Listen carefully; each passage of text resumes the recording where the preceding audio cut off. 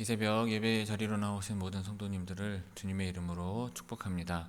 다 함께 사도신경 낭독하심으로 신앙 고백 드리겠습니다. 전능하사 천지를 만드신 하나님 아버지를 내가 믿사오며 그 외아들 우리 주 예수 그리스도를 믿사오니 이는 성령으로 잉태하사 동정녀 마리아에게 나시고 본디오 빌라도에게 고난을 받으사 십자가에 못 박혀 죽으시고 장사한 지 사흘 만에 죽은 자 가운데서 다시 살아나시며 하늘에 오르사 전능하신 하나님 우편에 앉아 계시다가 저리로서 산자와 죽은 자를 심판하러 오시리라. 성령을 믿사오며 거룩한 공예와 성도가 서로 교통하는 것과 죄를 사하여 주시는 것과 몸이 다시 사는 것과 영원히 사는 것을 믿사옵나이다. 아멘. 다 함께 찬송가 290장 우리는 주님을 늘 배반하나 찬송하시겠습니다.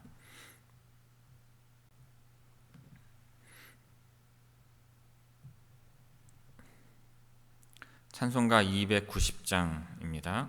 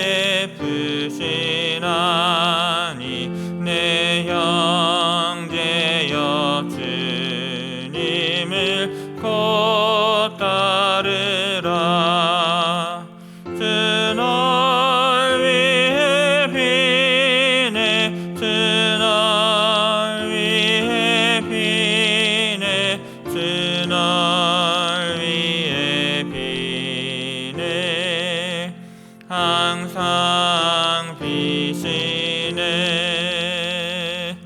주께서 풍성한 은혜를 내려 내 영혼이 나날이 복받으니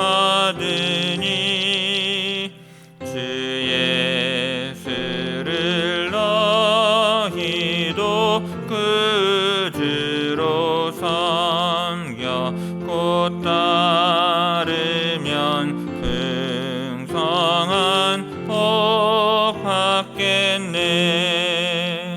주 널 위해 비네 주 널 위해 비네 주 널 위해 비네 항상 비시네. 무거운 짐 지고 애타는 인생 주 예수께 돌아와 고치어라. 내 주 예수 너희를 돌보실 때에 참 복락과 안위가 넘치겠네. 주 널 위해 비네 주 널 위해 비네 주 널 위해 비네 항상 비시네. 아멘. 오늘 새벽 우리에게 주시는 하나님의 말씀은 시편 78편 9절에서 31절까지의 말씀입니다. 시편 78편 9절에서 31절의 말씀입니다. 제가 봉독하겠습니다. 에브라임 자손은 무기를 갖추며 활을 가졌으나 전쟁의 날에 물러갔도다. 그들이 하나님의 언약을 지키지 아니하고 그의 율법 준행을 거절하며 여호와께서 행하신 것과 그들에게 보이신 그의 기이한 일을 잊었도다. 옛적에 하나님이 애굽 땅 소환들에서 기이한 일을 그들의 조상들의 묵전에서 행하셨으되 그가 바다를 갈라 물을 무더기 같이 서게 하시고 그들을 지나가게 하셨으며 낮에는 구름으로 밤에는 불빛으로 인도하셨으며 광야에서 반석을 쪼개시고 매우 깊은 곳에서 나오는 물처럼 흡족하게 마시게 하셨으며 또 바위에서 시내를 내사 물이 강같이 흐르게 하셨으나 그들은 계속해서 하나님께 범죄하여 메마른 땅에서 지존자를 배반하였도다. 그들이 그들의 탐욕대로 음식을 구하여 그들의 심중에 하나님을 시험하였으며 그뿐 아니라 하나님을 대적하여 말하기를 하나님이 광야에서 식탁을 베푸실 수 있으랴. 보라, 그가 반석을 쳐서 물을 내시니 시내가 넘쳤으나 그가 능히 떡도 주시며 자기 백성을 위하여 고기도 예비하시랴 하였도다. 그러므로 여호와께서 듣고 노하셨으며 야곱에게 불같이 노하셨고 또한 이스라엘에게 진노가 불타올랐으니 이는 하나님을 믿지 아니하며 그의 구원을 의지하지 아니한 때문이로다. 그러나 그가 위에 궁창을 명령하시며 하늘 문을 여시고 그들에게 만나를 비같이 내려 먹이시며 하늘 양식을 그들에게 주셨나니 사람이 힘센 자의 떡을 먹었으며 그가 음식을 그들에게 충족히 주셨도다. 그가 동풍을 하늘에서 일게 하시며 그의 권능으로 남풍을 인도하시고 먼지처럼 많은 고기를 비같이 내리시고 나는 새를 바다의 모래같이 내리셨도다. 그가 그것들을 그들의 진중에 떨어지게 하사 그들의 거처에 두셨으므로 그들이 먹고 심히 배불렀나니 하나님이 그들의 원대로 그들에게 주셨도다. 그러나 그들이 그들의 욕심을 버리지 아니하여 그들의 먹을 것이 아직 그들의 입에 있을 때에 하나님이 그들에게 노염을 나타내사 그들 중 강한 자를 죽이시며 이스라엘의 청년을 쳐 엎드러 뜨리셨도다. 아멘. 이 새벽 말씀을 통해 주시는 은혜가 충만하게 임하기를 바랍니다. 오늘 본문은 하나님의 능력을 보았던 에브라임 지파가 불순종한 모습을 시작으로 광야에서 이스라엘 백성이 하나님을 거듭 시험하고 불평하며 은혜를 잊은 일들을 언급하고 있습니다. 그럼에도 하나님은 만나와 메추라기로 그들을 먹이셨지만 그들은 감사하기보다 탐욕을 부리다가 결국 징계를 받았습니다. 이러한 모든 고백은 다음 세대가 같은 잘못을 반복하지 않도록 교훈으로 이 시인의 지은이가 남기고자 하는 것입니다. 9절에서 11절까지의 말씀 봅니다. 에브라임 자손은 무기를 갖추며 활을 가졌으나 전쟁의 날에 물러갔도다. 그들이 하나님의 언약을 지키지 아니하고 그의 율법 준행을 거절하며 여호와께서 행하신 것과 그들에게 보이신 그의 기이한 일을 잊었도다. 여기서는 이스라엘 백성, 그 중에서도 중심 지파였던 에브라임 지파를 예로 들어 이스라엘의 불순종을 지적하는 내용입니다. 에브라임 자손이 무기를 갖추고 활을 가졌지만 전쟁 날에 물러섰다는 말은 겉으로 보기에는 준비가 다 되어 있었는데 실제로는 싸울 용기나 신뢰가 없었다는 뜻입니다. 전쟁에서 지거나 도망쳤다는 말보다 결정적인 순간에 하나님을 믿지 못하고 뒤로 물러난 신앙의 태도를 말하는 것입니다. 그 이유는 10절에서 드러납니다. 하나님의 언약을 지키지 않고 율법을 따르지 않았기 때문입니다. 이 말은 단지 어떤 종교 규례를 어겼다는 뜻이 아니라 하나님과 맺은 관계를 소홀히 하고 자기 뜻대로 살았다는 의미입니다. 언약과 율법은 이스라엘 백성의 삶의 중심이 되어야 할 것이었습니다.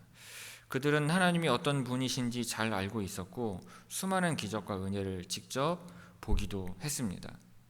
그러나 여호와께서 행하신 일과 보이신 기이한 일을 잊었다고 말합니다. 잊었다는 말은 기억력이 나빠서가 아니라 그 은혜의 기억을 삶에 반영하지 않았다는 뜻입니다. 하나님께서 애굽에서 종살이하던 그들을 어떻게 구원하셨는지, 광야에서 어떻게 인도하셨는지를 알고도 그 감사와 순종이 행동으로 이어지지 않았다는 것입니다. 기억은 행동으로 이어질 때 진짜 기억이 되는 것입니다. 여러분, 믿음은 말이 아니라 선택이고 행동입니다. 하나님께 받은 은혜를 기억하지 않으면 위기의 순간에 뒤로 물러서게 되는 것입니다. 신앙은 결국 하나님의 은혜를 기억하고 그 기억을 따라 살아가는 삶인 것입니다. 12절에서 16절까지의 말씀 봅니다. 제가 읽겠습니다. 옛적에 하나님이 애굽 땅 소환들에서 기이한 일을 그들의 조상들의 목전에서 행하셨으되 그가 바다를 갈라 물을 무더기같이 서게 하시고 그들을 지나가게 하셨으며 낮에는 구름으로 밤에는 불빛으로 인도하셨으며 광야에서 반석을 쪼개시고 매우 깊은 곳에서 나오는 물처럼 흡족하게 마시게 하셨으며 또 바위에서 시내를 내사 물이 강같이 흐르게 하셨으나. 자, 이 단락은 하나님께서 출애굽과 광야 여정 가운데 베푸신 놀라운 은혜를 회상하며 그 은혜를 잊은 백성들의 태도와 대조하기 위해 쓰였습니다. 먼저 애굽 땅 소환들은 고대 이집트 북동쪽에 위치한 행정 중심지로 모세가 바로 앞에서 이적을 행하던 장소입니다. 자, 소안은 강한 성 또는 왕궁의 땅이라는 뜻으로 이스라엘의 출애굽 사건이 단순한 도피가 아니라 애굽의 심장부에서 하나님의 능력이 나타났다는 의미를 강조하는 것입니다. 하나님은 홍해를 가르시고 이스라엘이 그 가운데를 마른 땅처럼 건너게 하셨습니다. 바닷물이 무더기처럼 양옆에 서 있었던 것은 단순한 자연 현상이 아니라 하나님의 기적적인 인도하심의 증거였습니다. 그리고 하나님은 단지 그들을 바다에서 건져내시는데 그치지 않으시고 광야라는 거친 길에서도 낮에는 구름, 밤에는 불빛으로 계속 함께 하셨습니다. 구름 기둥과 불 기둥은 이스라엘의 앞길을 이끄시는 하나님의 임재를 상징합니다.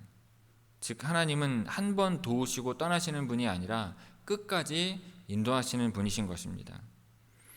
또한 광야에서 물이 없을 때 반석을 쪼개서 마실 물을 주셨다고 말합니다. 그것도 잠깐 생긴 샘이 아니라 매우 깊은 곳에서 나오는 물처럼 충분히 마시게 하셨다고 하였습니다. 바위에서 시내를 내사 물이 강같이 흐르게 하셨다는 표현은 생명이 없는 것 같은 돌에서 생명을 살리는 물이 흘러나온 상황을 강조합니다. 이처럼 하나님은 마른 땅에서도 생명을 공급하시는 분이신 것입니다. 하나님은 우리 삶의 가장 막막한 자리에서도 길을 여시고 마를 수밖에 없는 광야 같은 상황에서도 생명을 주시는 분이십니다. 믿음은 지금 내가 보는 현실이 아니라 과거에 이미 보여주신 하나님의 신실하심을 기억하고 따르는 것입니다. 17절에서 20절 말씀 봅니다. 제가 읽겠습니다. 그들은 계속해서 하나님께 범죄하여 메마른 땅에서 지존자를 배반하였도다. 그들이 그들의 탐욕대로 음식을 구하여 그들의 심중이 하나님을 시험하였으며 그뿐 아니라 하나님을 대적하여 말하기를 하나님이 광야에서 식탁을 베푸실 수 있으랴. 보라, 그가 반석을 쳐서 물을 내시니 시내가 넘쳤으나 그가 능히 떡도 주시며 자기 백성을 위하여 고기도 예비하시랴 하였도다. 자, 이 단락은 앞서 언급된 하나님의 놀라운 인도하심과 공급하심에도 불구하고 이스라엘 백성이 어떠한 태도로 반응했는지를 보여줍니다. 하나님은 바다를 가르시고 구름과 불기둥으로 인도하시고 바위에서 물을 내시는 기적을 행하셨지만 백성들은 계속해서 범죄하고 지존자를 배반하였다고 지적을 하고 있습니다. 자, 지존자라는 표현은 하나님이 모든 것 위에 계신 분임을 강조하는 말인데 그 높고 위대하신 하나님을 배반했다는 것은 그분의 뜻을 무시하고 자기 욕심을 따라 살았다는 뜻입니다. 특히 메마른 땅에서라는 표현은 외적인 환경이 아무리 어렵더라도 하나님을 믿고 따를 수 있었는데 그렇게 하지 않았음을 지적합니다. 18절에서는 그들이 자기 욕심대로 음식을 구하며 하나님을 시험했다고 말합니다. 먹고 사는 문제는 절실한 것이지만 여기에서 문제는 그들이 필요해서가 아니라 욕심으로 구했다는 점입니다. 그리고 그 마음에는 하나님이 정말 이런 것도 주실 수 있을까라는 의심이 들어있는 것입니다. 19절과 20절은 백성들이 직접 하나님께 던진 말입니다. 하나님이 광야에서 식탁을 베푸실 수 있으랴? 이는 단순한 질문이 아니라 하나님의 능력을 시험하고 조롱한 말이죠. 이미 물을 내신 하나님이신데 과연 떡도 줄 수 있을까? 고기도 줄 수 있을까? 라고 말한 것입니다. 자, 하나님의 은혜를 받은 자리가 감사의 자리가 아니라 더 큰 요구와 불평의 자리가 된 것입니다. 하나님께서 지금까지 베푸신 은혜를 잊고 계속 더 많은 것을 요구하기만 한다면 결국 믿음은 시험이 되고 감사는 불평으로 바뀌게 되는 것입니다. 신앙은 지금 있는 은혜로 하나님을 믿고 따르는 것이지 더 많은 것을 받아야만 믿는 것이 아닌 것입니다. 자, 9절에서 20절까지 우리 천천히 함께 봉독하도록 하겠습니다. 9절에서 20절까지 우리 함께 읽습니다. 에브라임 자손은 무기를 갖추며 활을 가졌으나 전쟁의 날에 물러갔도다.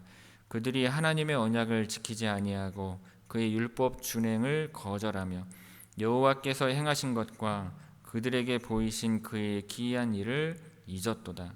옛적에 하나님이 애굽 땅 소환들에서 기이한 일을 그들의 조상들의 목전에서 행하였으되 그가 바다를 갈라 물을 무더기같이 서게 하시고 그들을 지나가게 하셨으며 낮에는 구름으로 밤에는 불빛으로 인도하셨으며 광야에서 반석을 쪼개시고 매우 깊은 곳에서 나오는 물처럼 흡족하게 마시게 하셨으며 또 바위에서 시내를 내사 물이 강같이 흐르게 하셨으나 그들은 계속해서 하나님께 범죄하여 메마른 땅에서 지존자를 배반하였도다. 그들이 그들의 탐욕대로 음식을 구하여 그들의 심중에 하나님을 시험하였으며 그뿐 아니라 하나님을 대적하여 말하기를 하나님이 광야에서 식탁을 베푸실 수 있으랴? 보라, 그가 반석을 쳐서 물을 내시니 시내가 넘쳤으나 그가 능히 떡도 주시며 자기 백성을 위하여 고기도 예비하시랴 하였도다. 아멘. 21절에서 31절까지의 말씀 봅니다. 제가 읽겠습니다. 그러므로 여호와께서 듣고 노하셨으며 야곱에게 불같이 노하셨고 또한 이스라엘에게 진노가 불타올랐으나 이는 하나님을 믿지 아니하며 그의 구원을 의지하지 아니한 때문이로다. 그러나 그가 위의 궁창을 명령하시며 하늘 문을 여시고 그들에게 만나를 비같이 내려 먹이시며 하늘 양식을 그들에게 주셨나니 사람이 힘센 자의 떡을 먹었으며 그가 음식을 그들에게 충족히 주셨도다. 그가 동풍을 하늘에서 일게 하시며 그의 권능으로 남풍을 인도하시고 먼지처럼 많은 고기를 비같이 내리시고 나는 새를 바다에 모래같이 내리셨도다.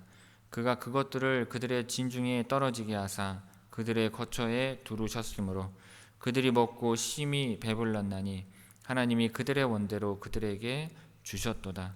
그러나 그들이 그들의 욕심을 버리지 아니하여 그들의 먹을 것이 아직 그들의 입에 있을 때에 하나님이 그들에게 노염을 나타내사 그들 중 강한 자를 죽이시며 이스라엘의 청년을 쳐 엎드러 뜨리셨도다. 아멘.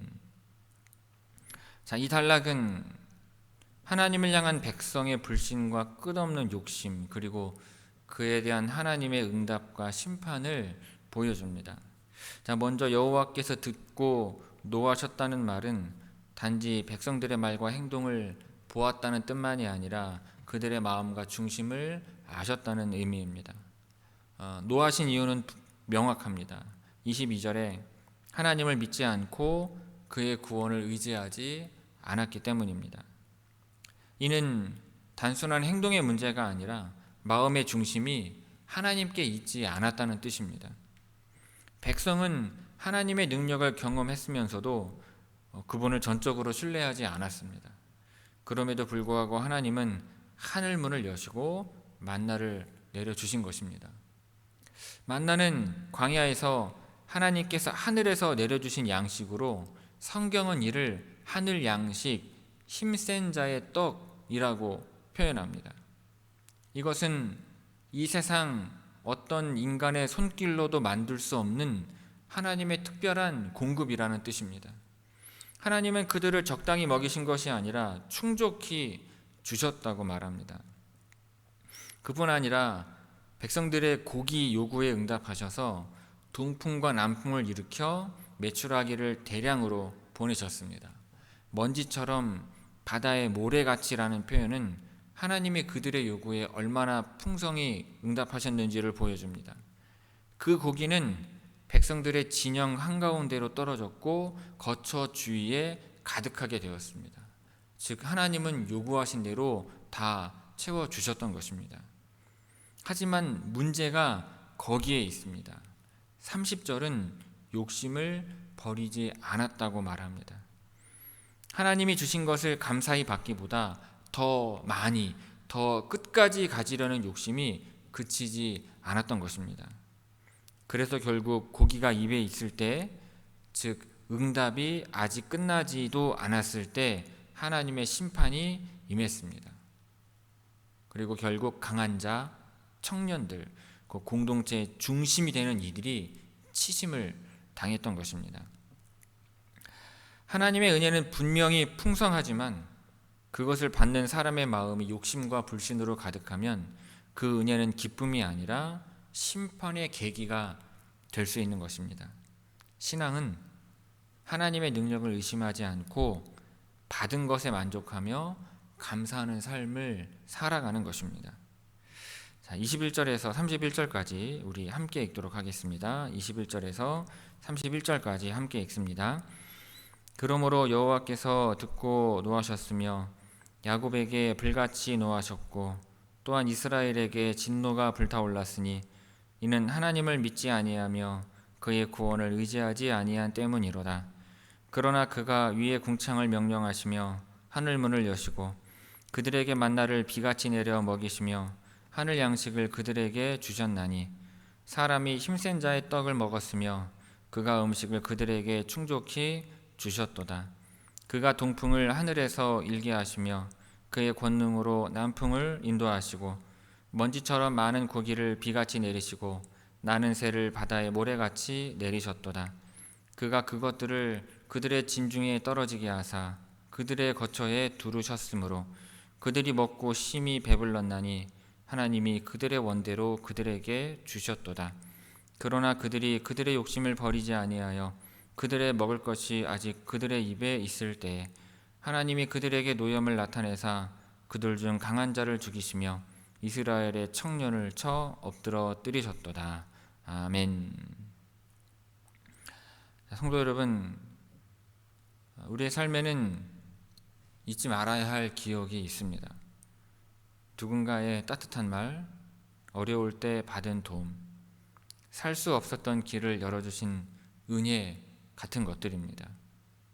그런데 시간이 지나면 그 감사했던 일들도 점점 흐릿해지고 맙니다. 오늘 본문은 하나님께서 주신 놀라운 은혜를 잊어버린 이스라엘 백성의 이야기입니다. 그들의 실패는 단지 한 번의 실수가 아니라 계속된 망각과 불신에서 비롯된 마음의 병이었습니다. 본문에서 시편 기자는 이렇게 말합니다.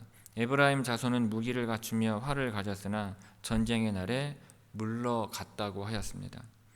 겉으로는 준비가 되어 있는 것 같았지만 결정적인 순간에 뒤로 물러섰다는 말입니다. 왜 그렇게 되었을까요? 그 다음 구절이 이유를 말합니다. 하나님의 언약을 지키지 아니하고 그의 율법 준행을 거절하며 여호와께서 행하신 것과 보이신 기이한 일을 잊었기 때문입니다. 이스라엘 백성은 바다를 갈라지게 하신 하나님, 구름 기둥과 불 기둥으로 인도하신 하나님, 바위에서 물을 내신 하나님을 다 경험했습니다. 그런데도 그들은 하나님이 광야에서 식탁을 베푸실 수 있으랴 하며 의심하였습니다. 하나님은 그런 그들에게 하늘 문을 여시고 만나와 고기를 넘치도록 주셨지만 그들은 그 은혜마저도 욕심으로 바꾸어 버렸습니다. 그리고 결국 먹을 것이 아직 입에 있을 때에 하나님이 그들에게 노염을 나타내셨다고 기록되고 있습니다. 이 이야기에서 우리가 꼭 붙잡아야 할 교훈은 단순합니다.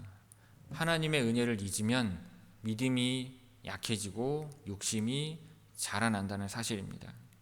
은혜를 잊으면 원망이 시작되고 원망이 계속되면 결국 마음은 하나님을 떠나게 되는 것입니다. 믿음은 특별한 상황에서 생기는 것이 아닙니다. 기억하는 데서 시작되고 그 기억을 삶으로 이어갈 때 자라나는 것입니다. 작은 감사, 지나간 은혜, 이미 받은 응답들을 마음에 담고 살아가면 어떤 위기 앞에서도 물러서지 않고 하나님을 붙들 수 있는 것입니다. 성도 여러분, 오늘 하루 하나님께서 내게 주신 은혜를 하나씩 떠올려 보시길 바랍니다. 받은 은혜를 잊지 않고 살아가는 것이 가장 단단한 믿음의 시작인 것입니다. 하나님께서 우리 모두의 마음에 그 감사의 기억을 새롭게 해주시고 그 기억을 붙잡고 흔들림 없이 살아가게 해주시기를 주님의 이름으로 축원을 드립니다. 기도하겠습니다. 아버지 하나님, 오늘 말씀을 통해 저희가 받은 은혜를 기억하는 삶이 얼마나 중요한지 깨닫게 하시니 감사를 드립니다.